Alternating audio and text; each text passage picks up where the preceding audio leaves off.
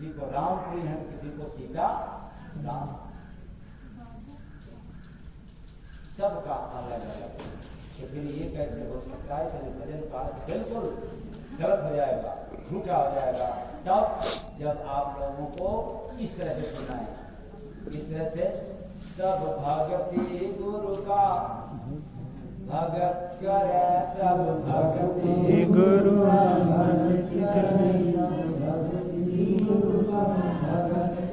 जब सभी लोग पूजा नहीं कर सकते तो सभी लोग भक्ति भी नहीं कर सकते। लेकिन कोई भगति गुरु का भगत करे, कोई भक्ति गुरु का भगत करे, कोई भक्ति गुरु का भगत करे। ये बात बिल्कुल सिद्ध साबित होगा कि संसार में बिल्ले बिल्ले लोग गुरु का भक्ति करते, और बिरले लोग जब गुरु की भक्ति करने वाले होंगे या होते हैं, तब उनके सामने उनके जीवन में एक बात जरूर मिलेगा, वह भी 100% सही मिलेगा। वो कौन? बिरह आग जलाते स्वामी, तामे वह दिन रात, भक्ति गुरु का भगत करे, कोई भक्ति गुरु का भगत। बस मैं इतने ही लोगों में कहना चाहता हूँ, वे ही लोग अपने आप को समझें कि मैं गुरु भक्ति कर रहा हूँ जो रात दिन विरह की आग में चल रहे हैं। माला भाना, पूजा पाठ करना, तीर्थ व्रत कर लेना, दान पुण्य कर लेना, ये भक्ति नहीं है। सत्संग सुन लेना भी ये भक्ति नहीं है। क्यों? कि आप लोगों में से सत्संगी तो बहुत हैं, तो इसमें बदसंगी भी ज्यादा होंगे, कुछ छठे होंगे जो लत्संगी भी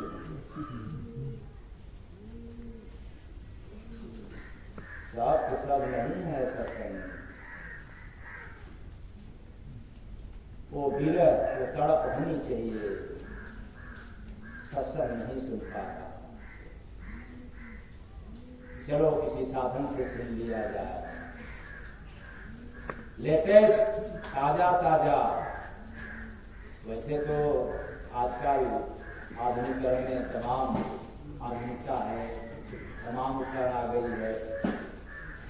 आप मोबाइल के माध्यम से फेसबुक, इंस्टाग्राम, यूट्यूब और भी है जो मुझे नहीं आता होगा, आप समझ जाइएगा।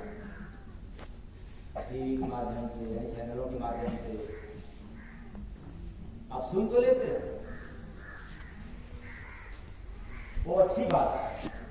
लेकिन मैं क्या कहना चाहता हूँ, जिसको विरह हो, कहीं सत्संग हुआ है ताजा, उसको कैसे सुना जाए, किस माध्यम से सुना जाए? ऐसा विरह जिसको लग जाए, विरह रूपी अग्नि जब धधक जाए, तो विरह आग जलाते स्वामी, तामे वह दिन रात जय। कोई भक्ति गुरु का भगत करे, कोई भक्ति गुरु का भगत करे। इसलिए मैं दावे के साथ कहना चाहूंगा इस पर, भक्ति पथ पर चलने वालों को न मुक्ति की परवाह है, न मोक्ष का फिक्र है। ऐसा क्यों? क्योंकि मोक्ष भी गुलाम है भक्ति का। किसका? बड़ी कठिन बात है। हमें मोक्ष चाहिए तो साधना करना पड़ेगा, दान पुण्य करना पड़ेगा, तमाम न जाने कितना कार्य करना पड़ेगा। मोक्ष की तरफ जाने के लिए लोग कर रहे हैं, लेकिन मोक्ष पाने के लिए ये सब उपाय, भक्ति पाने के लिए सब उपाय नहीं है। भक्ति तो केवल गुरु के ही शरण में मिलती है। किसके शरण में? गुरु के। अभी तो कहना पड़ा, कोई भक्ति गुरु का भगत करे, कोई भक्ति गुरु का भगत करे। बहुत कठिन है।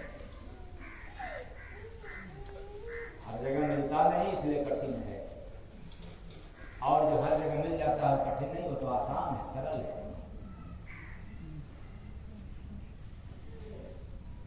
इसलिए हर कोई नहीं कर सकता, कोई कोई करता है। और वह भी जो जलने को तैयार हो, समर्पित हो, समर्पण भाव से, विरह उसको सताए, वैसे जैसे जिस पुत्र से मां का ममता ज्यादा हो, ऐसे तो माताएं कहती हैं कि हमारा नजर सब पर बराबर है। वो कहने वाली माता मूर्ख होती है, इसलिए कहती हैं, ममता अंधी होती है इसलिए कहती है, पर नहीं होता बराबर। संसार में है तो गुण अवगुण के अनुसार तो झुकाव या बदलाव होना तय है। जिसका व्यवहार अच्छा होता है थोड़ा उधर झुकाव हो जाता है, थोड़ा व्यवहार जब खट्टा होता है उधर क्या हो जाता है भाई, मत कहना कि हमारा हो ही जाता है। अरे छोड़ो उसकी बात, सुनने वाला नहीं। क्यों कहती? क्योंकि वो सुनने वाला, हाँ उसको, वो तो सुनता है, इसलिए उसको कहो। कोई क्या करना है उसको कह रहे हैं, वो सुनता ही नहीं, उसको कहो। कौन जो सुनता? एक पैर पड़ गया नहीं, कौन डाला? हाँ, ऊपर से क्या करती है दिखाने के लिए, हम तो सबको अगर बराबर करते तो उससे भी करवाओ ना। नहीं, वो करने वाला नहीं। ये आ गया अंदर की भाव पैदा हो गया, वो करने वाला नहीं, इसलिए बड़ा गड़बड़ है इस संसार में। पर जिस माता को, जिस पुत्र से मोह ज्यादा रहता है, अगर वह औलाद दूर हो गया तो उसकी याद में क्या मिलता है? सुख मिलता है कि दुख मिलता है? तो आप लोग मालूम है, दुख मिलता है। अब आप लोग देख लो, सुन लो, तो कहना है कि नहीं। पुत्र मोह में, पुत्र की याद में आप करते हैं तो दुख मिलता है। अच्छा, दुख मिलने के बाद फिर दुख कम हो जाता है या रहता है? रहता मतलब कम नहीं हो पाता क्या? और इधर जो सुना रहा हूँ बड़ा उल्टा है, तो उदाहरण देने के लिए गया आप लोगों को। बेरा है आग जलाते स्वामी, तामे वह दिन रात जय, कोई भक्ति गुरु का भगत करे, कोई भक्ति गुरु का भगत करे, कोई भक्ति गुरु का भगत करे। वो विरह रूपी अग्नि में जलने वाला भक्त को दिन रात जलता रहता है। और आप लोग याद करते हो, फिर दिमाग फट जाता है। लेकिन उस भक्त की याद दिन रात रहता है, यहाँ तक कि सो जाता है तो भी याद न सोता है। वैसे जैसे कुछ लोग सोने में भी सपना दिखते हैं, देखते हैं ना आप लोग, सो गए क्या जरूरत है? वैसे उसको सपने में भी गुरु की, प्रभु की याद रहता है। वो धर्म की बातें ही देखेगा, सुनेगा, समझेगा। जिसको विरह की आग लग गई। और याद रखना, ये जो दुख की आग है, यानी विरह की जो आग है, आप लोग बताएं कहाँ लगता है? कान में लगता है कि आंख में लगता है कि मुंह में लगता है कि दिमाग में लगता है कि हृदय में लगता है कि पेट में लगता है? कहाँ लगता है? हाँ, आप लोग ये नहीं बोल पाते, मतलब आप लोगों को लगता ही नहीं है। फिर से बताओ कहाँ लगता है आप?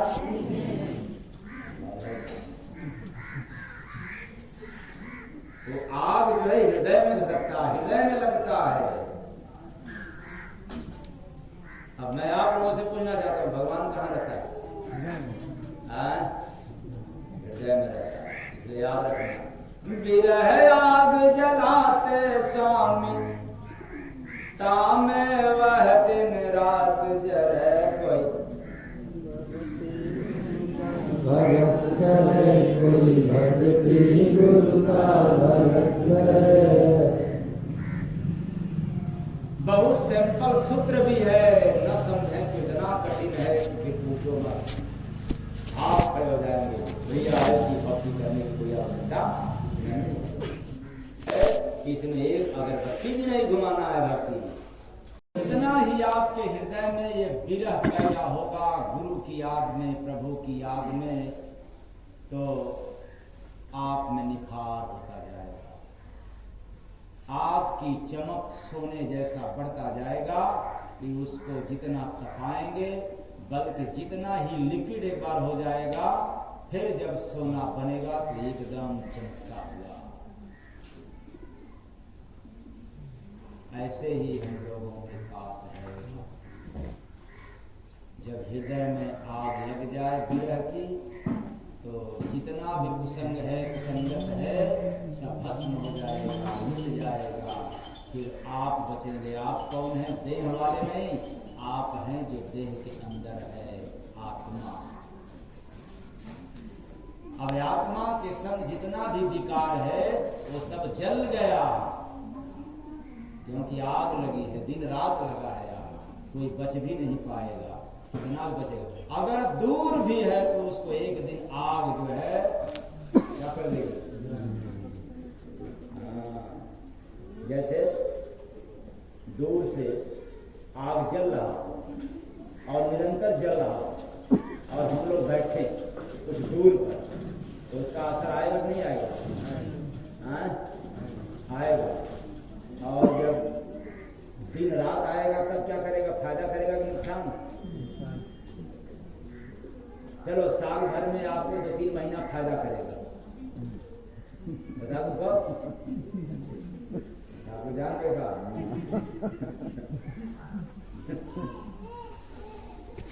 अगर आग दिन रात जले तो 2 महीना 3 महीना मान के चलिए अपवाद में बड़ा काम देगा। तब जब ठंडी बढ़ जाए या गर्म हो जाए आपको साथ देगा। लेकिन जैसे ही यह सीजन समाप्त होगा, दिन रात आग जल रहा है, तब वही आप क्या करेगा? कुछ समय तक भले आप बच सकते हो, लेकिन जब आग दिन रात लग गया हृदय में, तो जितना भी विकार है, किसी भी तरह का विकार हो, जैसे थोड़ा भी रह गया, किसी को अहंकार है, सब छूट गया लेकिन अहंकार है, तो अहंकार का भी एक दिन नाश हो जाएगा। सब है लेकिन जाति का है, तो एक दिन जाति का भी क्या कर देगा? जरूर तोड़ देगा।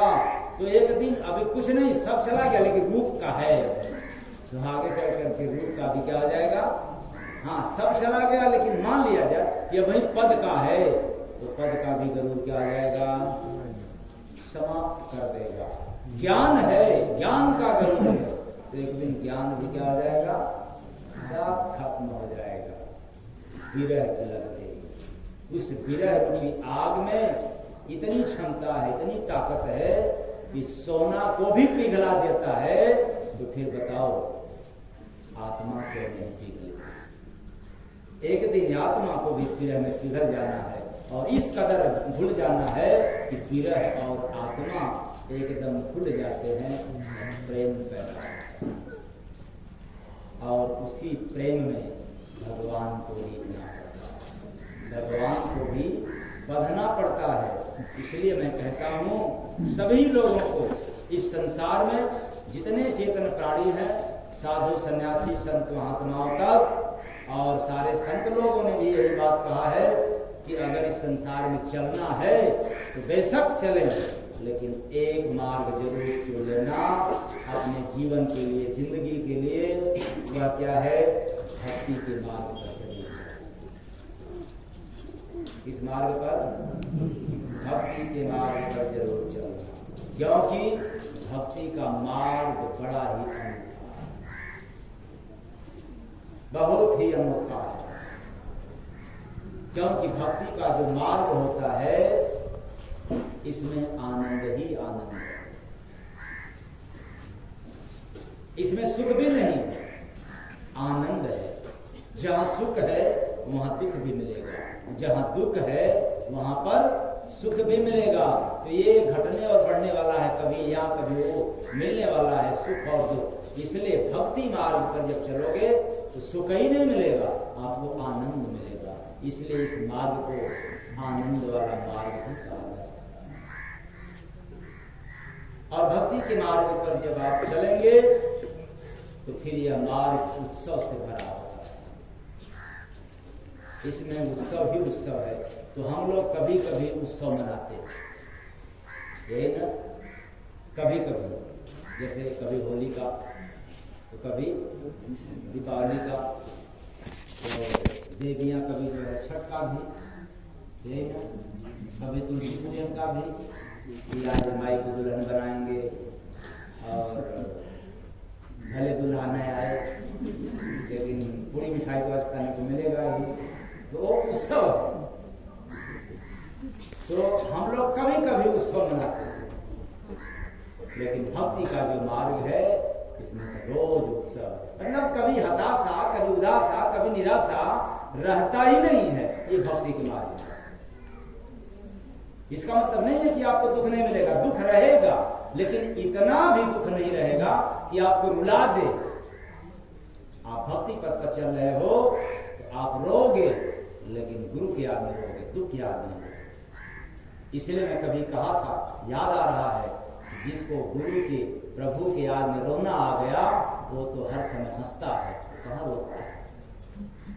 और जिसने गुरु के, प्रभु के याद में नहीं रोया, वो तो हंसता ही नहीं है, उसको तो हर वक्त क्या करना पड़ता है, रोना ही रोना पड़ता है। तो आप लोग रोते तो नहीं ना हो, हंसते हो ना दिन भर? हाँ, हंसा आप लोग, पूछो एकदम, पूछना ही मत इसके बारे में बाबा,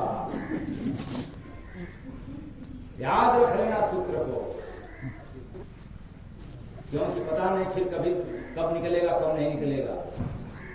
जिसको गुरु, मुझे याद आ रहा है बहुत, कई हुआ सत्संग के बाद तब जाकर के ये फिर से वाणी को दोहराना पड़ा, कि जिसको गुरु की याद में, प्रभु की याद में रोना आया गया, तो संसार में तो रोता ही नहीं, तो हमेशा प्रसन्नचित्त रहता है।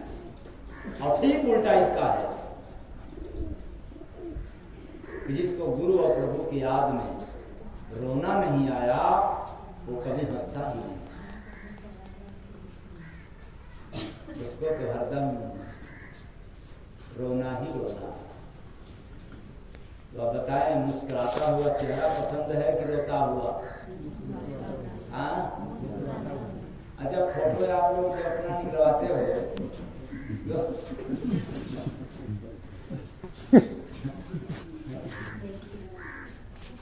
तो रोते हुए फोटो निकलवाना पसंद करते हैं कि हंसता हुआ?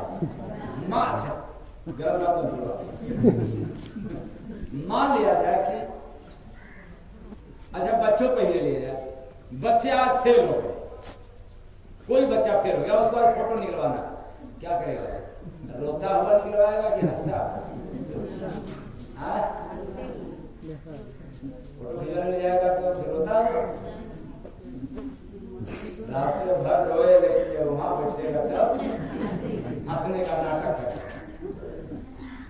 तो मात्र हंसने के नाटक करने भर जब फोटो आ जाता है, बड़ा अच्छा लगता है, सबको अच्छा लगता है। जितने लोग देखते हैं, वाह कितना बढ़िया। याद रखना, तो बात केवल फोटो करती है, और जब आप हमेशा हंसते रहोगे तब लोगों को बुरा लगेगा कि अच्छा लगेगा? हाँ, तो हंसना, हरदम हंसना। इसका मतलब नहीं कि उसके पास दुख नहीं, किसके पास नहीं दुख है? जब भगवान राम के भी जीवन में दुख आया तो हम आपको नहीं, दुख सबको आएगा, लेकिन बात समझ नहीं आता कि जन्म लिया तो रोया। कितने लोग हंसते हुए पैदा हुए।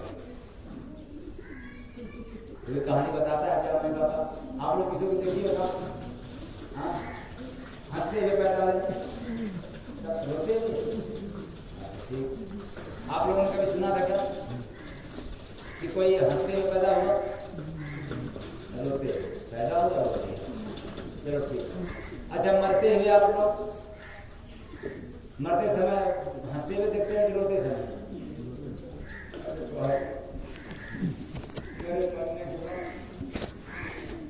मेरे परिवार का फलाने का क्या होगा, फलाने का क्या होगा, तेरा क्या होगा, इसका गम नहीं। तो मरने के समय रोते हुए लोग मरते, बाकी जो जीवन बचा 100 के चक्कर में क्या करते हैं? हंसते हो कि रोते हो? हाँ, समझ में नहीं आता है तो हंसोगे। ओ नहीं समझाया, जब रात में सोते होंगे तब आप लोग का तुम मालूम होता है कि रतिया में रो देते सपने में। तो पूरी जिंदगी हम लोगों का समाप्त हो जाता है हंसने में कि रोने में? हाँ, अब जब बिलार का जन्म मिलेगा तब हम लोग नहीं बात अगले जन्म के लिए। इसलिए है चेतन प्राणी, हंस लो, इसी जन्म में हंस लो और दुख के ही घड़ी में हंस लो। सुख में सभी को आता है हंसना, दुख में हंस लो, दुख में। और दुख में हंसी तब आएगा जब आप क्या करोगे? कोई भक्ति गुरु का भगत करे, कोई भक्ति गुरु का भगत करे, कोई भक्ति गुरु का भगत करे। इसलिए जो भक्ति का मार्ग है बड़ा उत्सव का मार्ग है, इसमें हमेशा उत्सव ही रहता है। और ठीक ही उल्टा यही ज्ञान का जो पंथ है, जो ज्ञान का मार्ग है, वो तो रेगिस्तान जैसा है। एक कदम आगे बढ़ो तो 1-2 इंच पीछे भी खसक जाओ, फिर दूसरा कदम में आगे बढ़ा तो 2-4 इंच फिर कहां चले जाओगे? पीछे। आगे बढ़ रहे हो लेकिन पीछे भी आप यही मान के चलना है रेगिस्तान का मार्ग। आपको 5 मिनट में जो रास्ता तय करना है वो रेगिस्तान पर, यानी जहां बालू है, बालू का रेत उस पर नहीं चला जाता। कड़ी जमीन पर आप जल्दी से पहुंच जाएंगे, बालू के रेत पर तो आपको समय ज्यादा लगेगा। इसलिए बड़ा सीधा समतल मार्ग है, प्रसन्न चित्त वाला मार्ग है, उत्सव वाला मार्ग है, आनंद वाला मार्ग है, भक्ति। इसलिए चल सके संसार में भक्ति मार्ग पर जरूर चले। क्यों? जब भक्ति मार्ग पर चलेंगे तो हमेशा आपको विरह सताएगा, विरह की आग लगी रहेगी, और आग के पास जितने भी खरपतवार रहेंगे वो बचेंगे नहीं, सब जल जाएंगे। वैसे ही आत्मा के पास ढेर सारे खरपतवार हैं, कूड़ा करकट ज्यादा है, मतलब कुसंग, ईर्ष्या, डांच, बुराई। आप लोग पास में तो नहीं है सब? अभी भी है ये घास फूस है अभी? इसका मतलब कि अभी आग लगा होगा? नहीं है, ये सिद्ध हो गया। जहां आग रहे वहां खरपतवार रहे तो जलकर के राखी मिलेगा। अगर लकड़ी मिल रहा है, घास फूस मिल रहा है, तो मतलब आग भी लगा नहीं है। ईर्ष्या, चुगलाई, काम, क्रोध, लोभ, राग, द्वेष, ये सब खरपतवार है। तो विरह आग जलाते स्वामी, तामे वह दिन रात जरे, कोई भक्ति गुरु का भगत करे, कोई भक्ति गुरु का भगत करे, कोई भक्ति गुरु का भगत करे। इसलिए भक्ति का दुश्मन मन है। भक्ति का दुश्मन कौन है? मन। वो आपको करने नहीं देगा। बाकी तो सब करने का आजादी है, मन की तरफ छूट है। चोरी करना है तो भी नाम ले लो। किसका? हाँ? राम का। चाहे राम का ले लो, चाहे कृष्ण का ले लो, चाहे दुर्गा का ले लो, शंकर का ले लो। चोरी करना तो भी कोई बात नहीं, वो नाम सुन लो।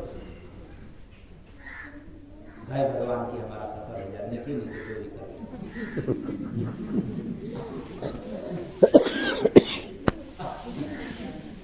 अच्छे से क्योंकि ये मैं क्यों कह रहा हूँ, ढेर से कई लोगों ने मेरे सामने अंदर से लेकर के आया तमन्ना यानी कामना, सामने हम सफल हो जाएंगे। हमने कहा भाई पहले कितने सफल हो रहे हो तो बताओ, झूठा जो है मेरे पढ़ा लेना चाहते हो?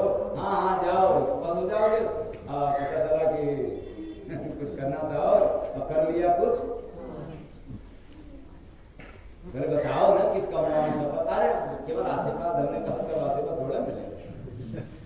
पहले बताओ क्या करने के लिए, तो मिलता है फर्जी काम मिलता है, इसलिए नहीं देते जब काम हम जान जाएंगे तब कहेंगे कि हाँ हम दुआ दे रहा हूँ, आशीर्वाद लगाएंगे इस पर, गुरु महाराज से विनती करेंगे। लेकिन ये सोचो कि नहीं बस कहो हाँ गुरु महाराज दुआ मांगा, विनती कर दिया, कृपा कर दे भैया, हाँ सब तो दूर हो गया, दिया पड़ी बिस्तरा। तो हम लोग जाते हैं, मांगते हैं, मन नहीं रोकता, चोरी करवा देगा। मंदिर पर जा करके भी, तीर्थों में भी ले जा करके आपसे चोरी डकैती करवा देगा। कौन? मन। तीर्थ नहीं कहता, मंदिर नहीं कहता चोरी करने के लिए, लेकिन मन जरूर करवा देगा। इसलिए मैं नहीं कह सकता हूं कि मन भी बाधक है पूजा पाठ में। मन बाधक नहीं, मन सहयोगी है। आप धर्म करो, पूजा करो, पाठ करो, तीर्थ करो, सब में मन सहयोग करेगा। लेकिन जब भक्ति करना होगा तो मन दुश्मन की तरफ खड़ा होगा, करने नहीं देगा। इसलिए कोई भक्ति गुरु का भगत करे, कोई भक्ति गुरु का भगत करे, कोई भक्ति गुरु का भगत करे। विरह आग जलाते स्वामी, तामे वह दिन रात जरे, कोई भक्ति गुरु का भगत करे, कोई भक्ति गुरु का भगत करे। ओमान देश में बात आ गई। ओमान देश में लगभग जितना भी भजन सुनाया उसमें से सुनने को मिला कि एक दो लाइन जो है गुनगुनाना चालू कर दिया। आज जो भजन पेश कर दिया यहाँ स्वामी कह रहा, मान लिया जाओ, मान में जो देश आज हमने भजन प्रस्तुत कर दिया, अब उसके बाद फिर गुनगुना मस्ती में रहेंगे।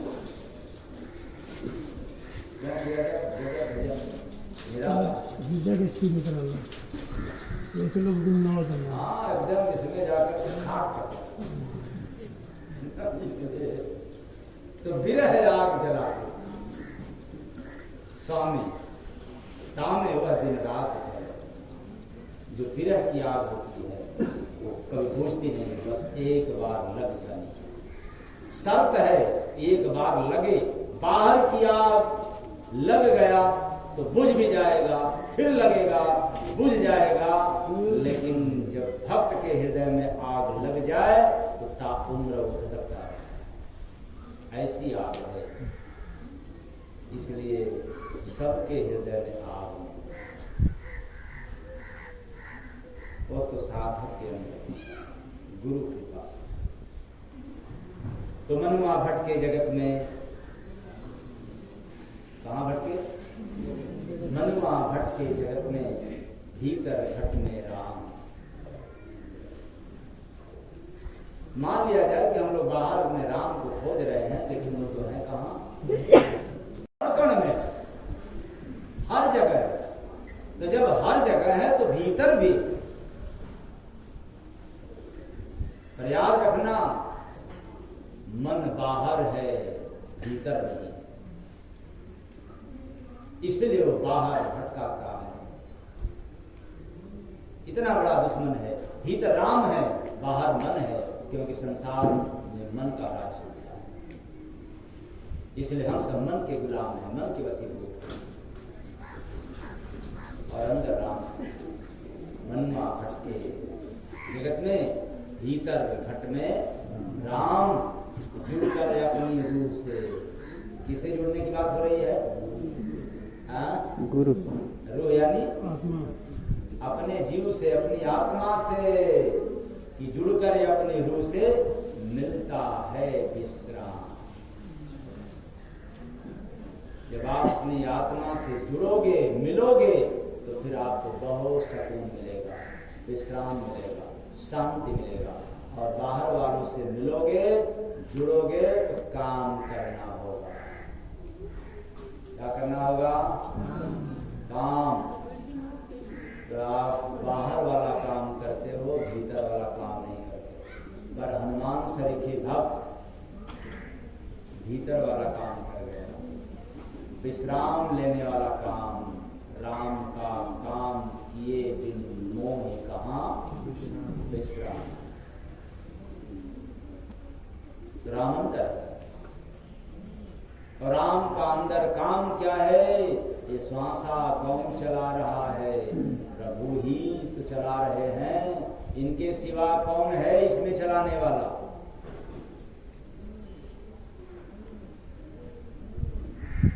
एक व्यक्ति ने सवाल किया था, बड़ा पढ़ा लिखा, साइंस का। कहा भगवान की पूजा करना चाहिए, बड़े बड़े महात्मा लोग हो जाते तो अपनी पूजा करवाते हैं, तो इसका क्या राज है? कहा नहीं, महात्मा तो कोई नहीं पूजा अपना करवाता। तुम्हारे दिमाग में कहाँ से बात आ गई? पूजा तो भगवान की होती है, इंसान की तो होती नहीं। तो फिर पूछ रहा है कि भगवान होते हैं क्या? तो हम तो समझ गए इतने से कि बहुत कुछ पूछेगा। तो हमने कहा हाँ, भगवान तो है। तो मेरा कहाँ है?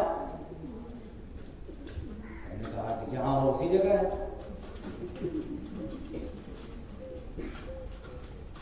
फिर पर कहाँ दिख तो नहीं रहा है? उनका तुम्हारे पास आंख ही नहीं है। अरे यहाँ से आपको देख रहा हूं। तुमने कहा कि आपको हमें, आंख से हमें देख रहे हो कि चांद को देख रहे हो? ये तो चांद को देख रहे हो, राम को कहाँ देख रहे हो? चांद के अंदर राम देख रहे हो।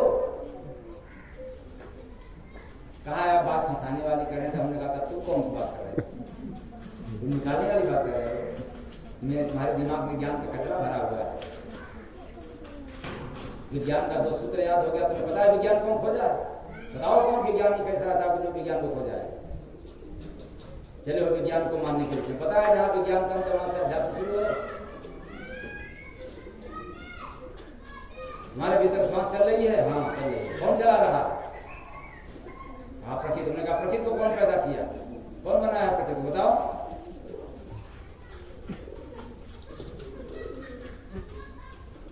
सारा विज्ञान पीना पड़ गया था।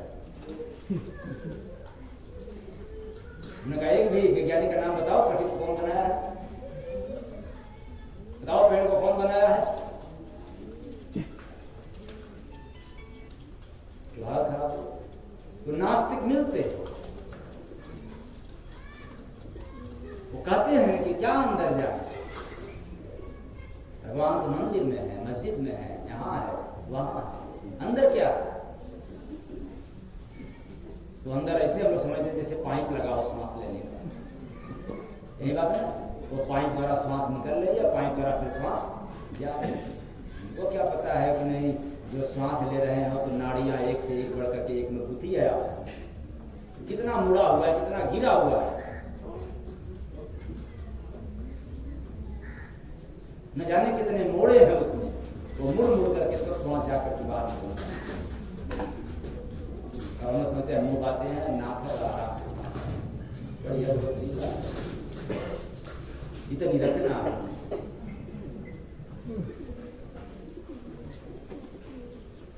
बच्चा माँ के गर्भ में है, झिल्ली से पैक है, सांस भी नहीं ले सकता क्योंकि उसकी नाक मुंह सब पैक है, जो सांस लेने वाला वो भी बंद है, ये भी धड़कन है, धड़कन रहता है क्योंकि अंदर नस नाड़ियां काम कर रही है, चल रही है। नाड़ी न चले तो धड़कन बंद, नाड़ी चले भले आवाज में निकले लेकिन श्वास है। तो मरने के बाद भी श्वास स्थिर हो जाता है, पैदा होने से पहले श्वास स्थिर रहता है, और कोई सद्गुरु मिल जाए तो समाधि जिंदा रहते भी आपकी श्वास को स्थिर कर सकता है।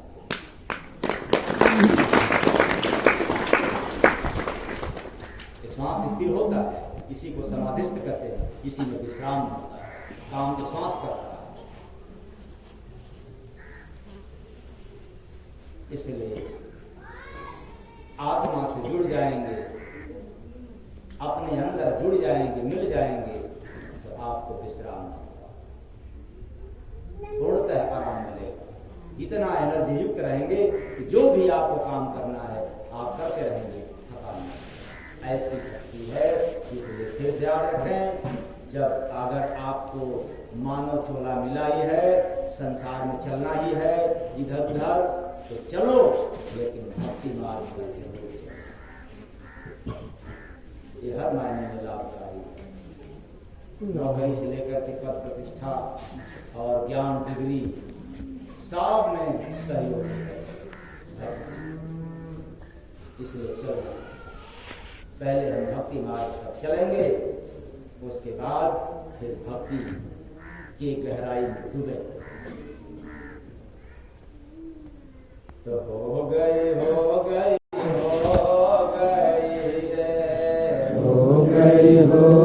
भूल भुलैया हमारी हो गई रे। भूल गया जंगल में पंछी कहाँ हमारो ठैया, हो गई भूल भुलैया हमारी हो गई रे। हो गई भूल भुलैया हमारी हो गई रे। तो हो गई भूल भुलैया हमारी हो गई। क्या संसार रूपी मैदान में आकर के बहुत भारी भूल हो गई। कैसे? मानव शरीर रूपी जंगल में ये जीव रूपी पंछी आकर के भूल गया अपना बसेरा, अपना स्थान, अपना ठिकाना, वो तो भूल गया असली ठिकाना कहाँ है। क्या जिस घर में रह रहे हैं, जिस काम को कर रहे हैं, क्या यही मेरा देश है, या एक दिन इसको भी छोड़ करके जाना है। तो भूल गया जंगल में पंछी, कौन पंछी? जीव रूपी पंछी। जंगल कौन? मानव शरीर रूपी। तो भूल गया जंगल में पंछी कहाँ हमारो ठैया, भूल भुलैया हमारी हो गई। तो पंछी है तो घोंसला तो लगाए, तो घोंसला भी हम लोगों ने लगा दिया बड़े हौसला के साथ। वो क्या? संसार रूपी मैदान में ईंट, गारा, पत्थर इत्यादि सामग्रियों से घोंसला बनाकर उसे ही अपना डेरा समझ बैठा। क्या समझा कि एक दिन फेरा लग जाएगा।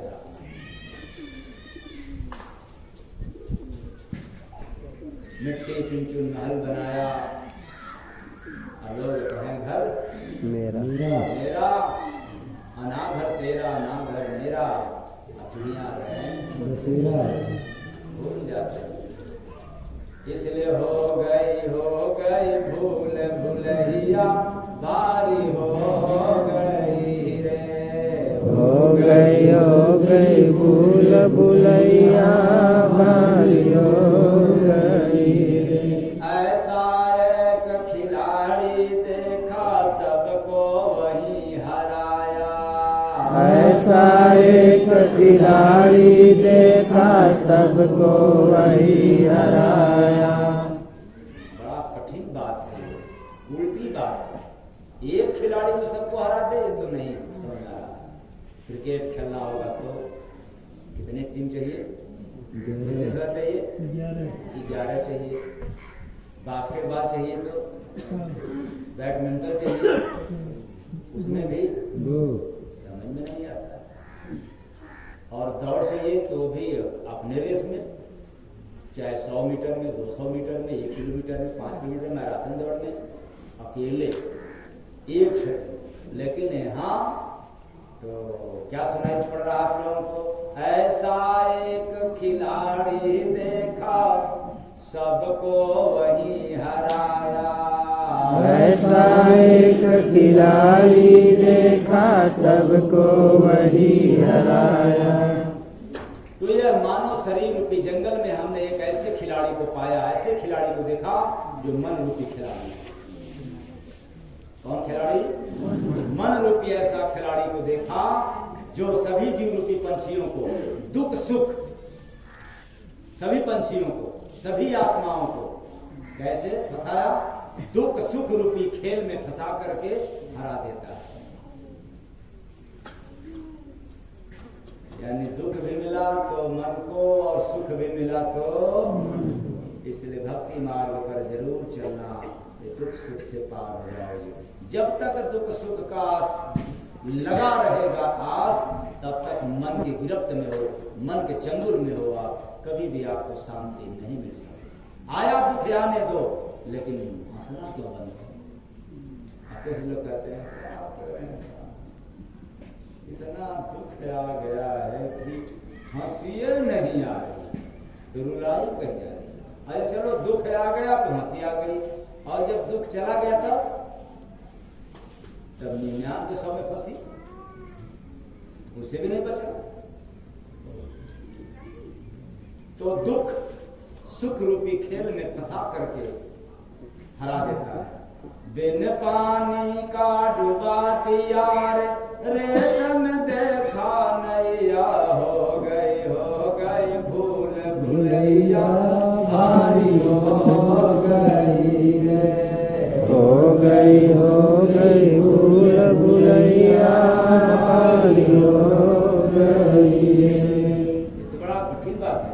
रेत में डुबा दिया, अगर पानी में डुबाए तो खिलाड़ी को समझ में आए, लेकिन वो ऐसा पक्का खिलाड़ी है जो पानी में नहीं डूबता। कहाँ डूबता है? रेत में। इसका मतलब यह है कि जो मन रूपी खिलाड़ी है इतना माहिर है कि बिना प्रेम रूपी पानी, क्या हो गया? बिना प्रेम रूपी पानी का संसार रूपी रेत, संसार रूपी पथरीली, कौन खिलाड़ी है? मन। हमने देखा कि यह सबको जीवन रूपी नाव डुबा दिया, यानी सबकी जीवन को नाश कर दिया संसार बिना पानी का। हाँ, फिर प्रेम हो जाए तो मैंने बताया ना कि प्रेम होने से पहले विरह पैदा होता है। क्या पैदा होता है? विरह पैदा होता है। और विरह याद लो कि प्रेम है तो फिर आप डूबोगे नहीं, क्योंकि पानी में डूबा नहीं जाता, पानी में तैरा जाता है।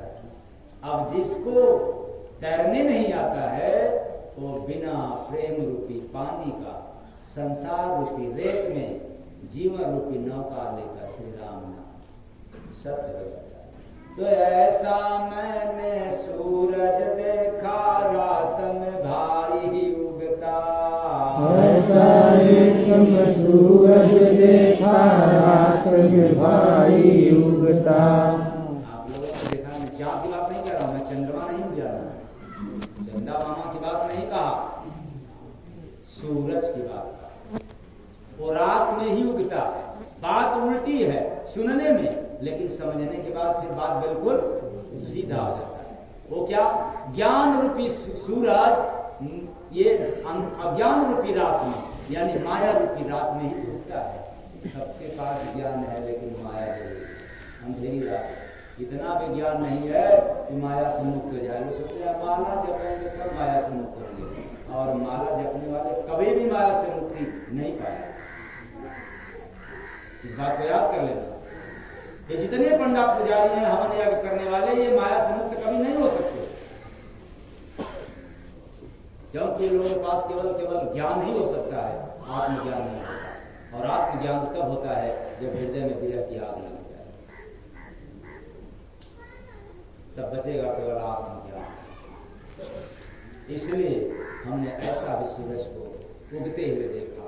पता नहीं आप लोग देखते हैं कि नहीं।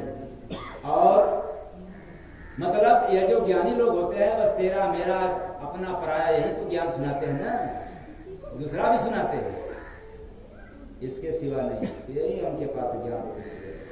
दोनों हाथ से बंदर दुए लात न मारे गैया हो गई हो गई, भूल भुलैया भारी हो गई रे। तो कौन दूहे और वो भी एक हाथ से नहीं, हाँ दोनों हाथ से। वो है बुद्धि रूपी बंदर। बंदर कौन है पात्र में? बुद्धि। तो आप लोगों के पास बुद्धि है ना, आप बंदर नहीं है, आप लोग इंसान हैं, लेकिन इंसान की बुद्धि क्या है? तो आज समझ करना कि मैंने आप लोगों को कौआ कुत्ता बिल्ली और इधर है बनाता। अगर आप हैं इंसान, लेकिन मानव की जो बुद्धि है वो बंदर के समान। कैसे? जैसे बंदर एक जगह स्थिर नहीं रहता, वैसे मानव की बुद्धि भी एक जगह स्थिर। बताओ बंदर हुआ कि नहीं हुआ?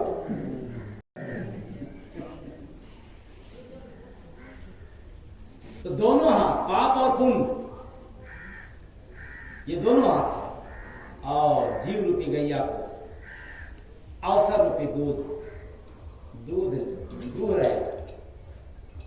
मतलब ये जीव रूपी गैया को, यानी जीव को मौका नहीं देते भक्ति भजन के लिए, सेवा सत्संग के लिए। बाकी तो सब करा देंगे, समय उनका नष्ट कर देंगे, बर्बाद करा देंगे। ये बंदर बड़े खतरनाक, यानी बुद्धि। तो खैर हम सबके पास बुद्धि है, बहुत खतरनाक है। तो ऐसा एक नदी में देखा हीरा मोती बहता। ऐसा एक नदी में देखा हीरा मोती बहता। तो है क्या ऐसा कोई नदी? हाँ, कभी पढ़ने वढ़ने को नहीं मिला होगा कि वहाँ हीरा मिलता है, चाहे मोती मिलता है। तो कुछ लोग कहते हैं समुंदर में मिलता है, लेकिन समुंदर में मोती नहीं है, या मोती में समुंदर नहीं है।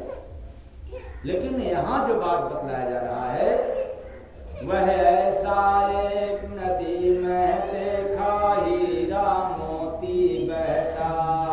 ऐसा एक नदी में देखा हीरा मोती बहता। मतलब बहते हुए देखा। अगर आप लोग कहीं सुने होंगे तो हाँ वहां मोती मिल जाता है, यहाँ तो बह रहा है, जिसका मर्जी वो ले ले। तो भला क्यों ना हम लोग उस नदी को देख ले और ले ले, मालामाल हो जाएंगे। कंगाल अच्छा है कि मालामाल?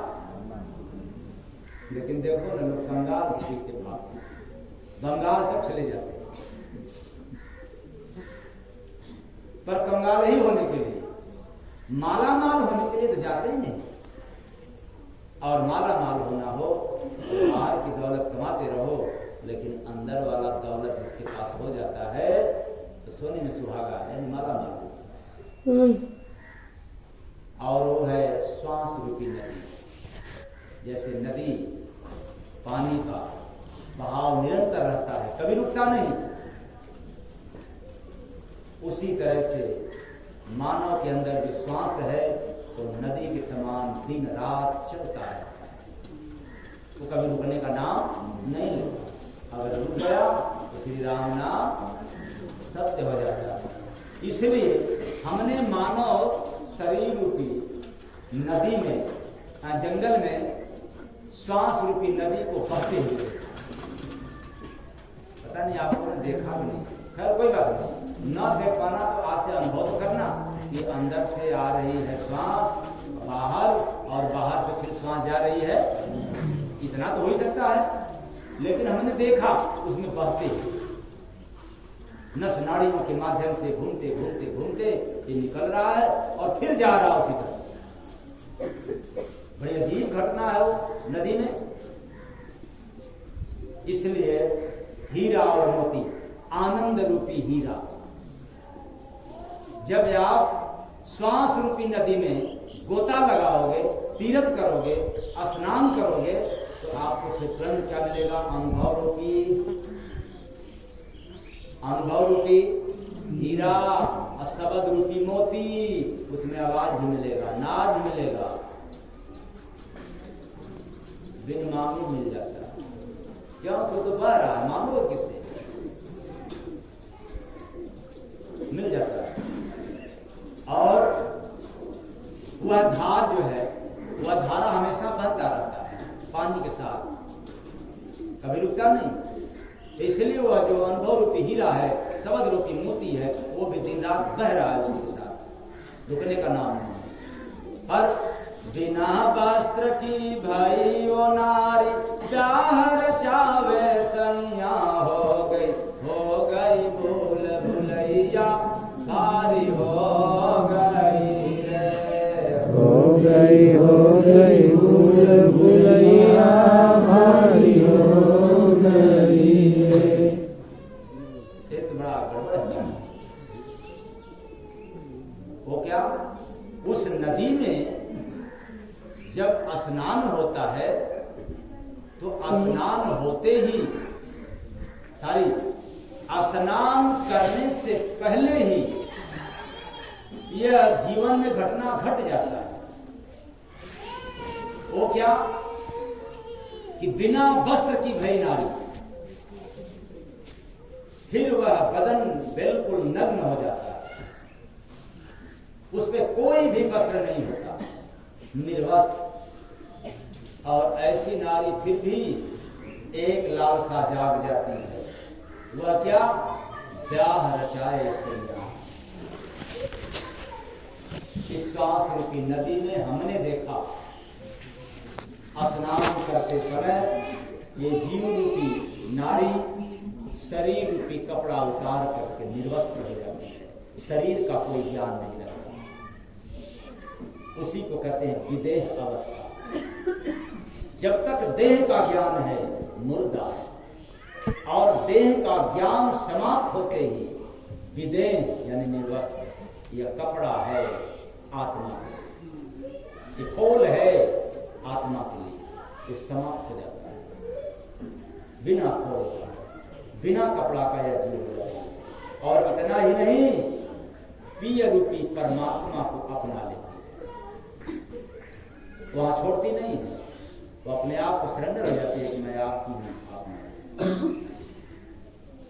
ये घटना उस साधक की होती है जो साधना की सीढ़ी पार कर जाए। वहां जाते ही उसके अंदर प्रैक्टिकली आ जाता है, मतलब व्यवहार में आ जाता है। फिर कहन सुनन की बात उसके सामने क्या हो जाती है? एकदम भूल जाता है, समाप्त हो जाता है।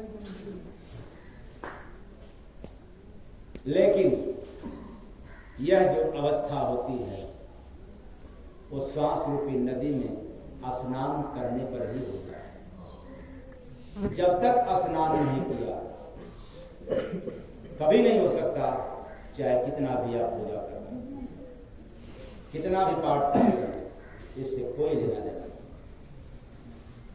ऐसी जीव रूपी नारी जैसे ही निर्वस्त्र हो जाती है, फिर संबंध रूपी शादी रचा लेती है। मतलब अपना संबंध अपने आप को संसार में भी रहते हुए एक्सेप्ट कर लेती है, स्वीकार कर लेती है। आंख खोलने के बाद फिर वह साधक, फिर वह इंसान अपने आप स्वीकृत में हो जाता है, यहाँ कोई मेरा नहीं। अब कहता ही नहीं है, बखनी और करनी में फिर भेद समाप्त हो जाता है। उसको स्वीकार कर जाता है कि मेरा यहाँ पर परमात्मा के सिवा कोई नहीं। फिर वह जिसके लिए भी जिएगा, जिसके लिए भी काम करेगा, उसमें से भेद मुक्त हो जाता है।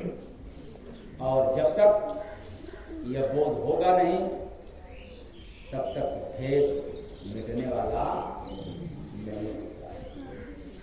तो ऐसा एक महल में देखा घर, उसी में अमृत।